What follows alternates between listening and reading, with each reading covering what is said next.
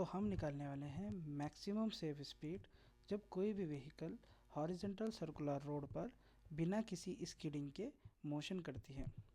तो मैंने यहाँ पे एक इस तरीके से सर्कल में से कुछ पार्ट कट करके रोड का टर्निंग के लिए इस्तेमाल किया है। यहाँ पे हमारी कार है जो किसी v वेलोसिटी से इस सर्कुलर टर्न को ले रही है, यानी सर्कल में मूव कर रही है। अब इस सर्कल का यहाँ पे मैंने सेंटर मान लिया, जिसे हम C से लिख रहे हैं। अब सेंटर से यहाँ तक का डिस्टेंस रेडियस होता है, उसे हम R मानेंगे। तो यहाँ पे आप देख सकते हैं ये R है। इसी का मैंने यहाँ पे व्यू बनाया है। तो ये सेंटर C है और इस तरीके से ये रोड है। इस रोड के ऊपर हमारी गाड़ी मूव कर रही है। कितनी वेलोसिटी से या कितनी स्पीड से? v वेलोसिटी या स्पीड से। अब इस गाड़ी के ऊपर हमें पहले ये देखना होता है कि इसके ऊपर कितने फोर्सेस लग रही हैं। तो हम इस बॉडी का FBD बनाएंगे। FBD मतलब फ्री बॉडी डायग्राम। तो फ्री बॉडी डायग्राम में हमेशा हमें याद रखना चाहिए कि हमें हमेशा सबसे पहले वेट ड्रॉ करना चाहिए।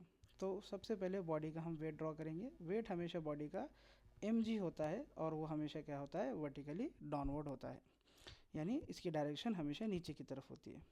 फिर ये गाड़ी रोड के साथ कांटेक्ट में है, इसी वजह से गाड़ी के ऊपर एक रिएक्शन फोर्स लगेगी न्यूटन के थर्ड लॉ के अकॉर्डिंग। तो वो रिएक्शन फोर्स कैसी रहेगी? उस सरफेस के परपेंडिकुलर रहेगी। परपेंडिकुलर मतलब कितना एंगल? 90 डिग्री एंगल पर। तो रोड हमारी यहाँ पे है हॉरिजॉन्टल, तो नॉर्मल रिएक्शन कैसी रहेगी? इस तरीके से वर्टिकल 90 डिग्री एंगल पर। तो ये हमारी मिल गई नॉर्मल रिएक्शन। अब गाड़ी जब भी यहाँ पर सर्कुलर टर्न लेती है तो गाड़ी की सेंट्रीफ्यूगल फोर्स की वजह से गाड़ी इस साइड क्या कर सकती है? स्किड कर सकती है। तो उस फोर्स को बैलेंस करने के लिए सेंटर की तरफ हमें क्या चाहिए? एक फोर्स चाहिए। अब सेंटर की तरफ फोर्स लगने के लिए हम यहाँ पे क्या करते हैं? फ्रिक्शन फोर्स यहाँ पे यूज़ करते हैं। यानी फ्रिक्शन फोर्स यहाँ पे टायर और रोड के बीच की फ्रिक्शन फोर्स सेंट्रीपिटल फोर्स के जैसा वर्क करती है। यानी ये इसकी डायरेक्शन सेंटर की तरफ होती है, जो किसे बैलेंस करती है? सेंट्रीफ्यूगल फोर्स को बैलेंस करती है। तो बस इस तरीके से हम क्या करेंगे? रिएक्शंस लिख कर ले लेंगे, फिर उसके बाद हम क्वेश्चंस को, डेरिवेशन को सॉल्व करेंगे। ठीक है ना? तो यहाँ पे मैंने लिख दिया n है नॉर्मल रिएक्शन, Fs है हमारा स्टैटिक फ्रिक्शन, जिसका फॉर्मूला होता है μs इंटू एन। अब इसमें n तो नॉर्मल रिएक्शन है, हमें पता है ये नॉर्मल रिएक्शन है। μs क्या होता है? कोएफिशिएंट ऑफ स्टैटिक फ्रिक्शन होता है। mg यहाँ पे होता है वेट, mg में m होता है मास और g होता है acceleration due to gravity. mv²/r centrifugal force होती है।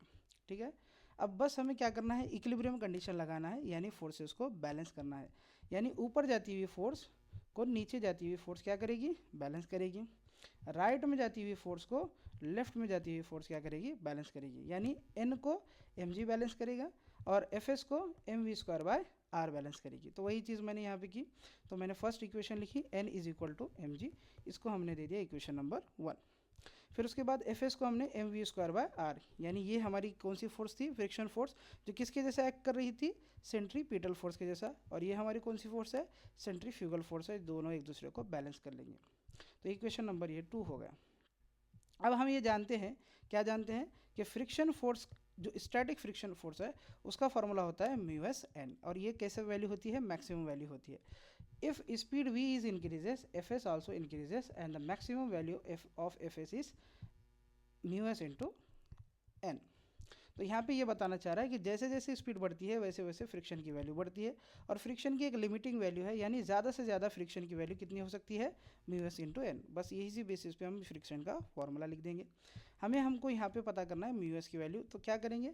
n यहाँ पे मल्टीप्लिकेशन में, तो यहाँ पे भेजेंगे तो किस में आ जाएगा? डिवीजन में आ जाएगा। तो Fs/n = क्या आ जाएगा? μs आ जाएगा। हम क्या करेंगे? अब इक्वेशन 2 को 1 से डिवाइड करेंगे। तो 2 को 1 से डिवाइड करने का रीज़न क्या है? क्योंकि हमें Fs को n से डिवाइड करना है। तो इक्वेशन नंबर 2 में Fs है और 1 में क्या है? n है। तो Fs डिवाइडेड बाय क्या करेंगे? n करेंगे, और mv²/r/mg करेंगे। तो वही चीज़ क्या मैंने Fs डिवाइड बाय n किया, फिर उसके बाद क्या था? mv² डिवाइड बाय mg था। तो यही चीज़ को मैंने यहाँ पे पुट कर दिया, mv²/r डिवाइड बाय mg कर दिया। अब Fs/n एज इट इज़, ये value same as it is हो जाएगी। अब यहाँ पे m से m क्या हो जाएगा? कैंसिल हो जाएगा। तो बचेगा क्या हमारे पास? v², और यहाँ पे नीचे जो है ना r और g आ जाएगा। तो मैथमेटिक्स के हिसाब से ये r नीचे आके g के साथ मल्टीप्लाई हो जाएगा। तो Fs/n = v²/rg हमें मिल जाएगा। अब हमें क्या पता है? Fs/n की वैल्यू क्या होती है? Fs/n एम की वैल्यू एन की वैल्यू म्यू एस होती है, तो मैंने इसकी जगह म्यू एस की वैल्यू पुट कर दिया और यहाँ पे मैंने लिख दिया कि म्यू एस की जगह हमने F S by N use किया है। फिर वी स्क्वायर को एज इट इज़ लिख दिया, आर जी की value as it is R G लिख दिया।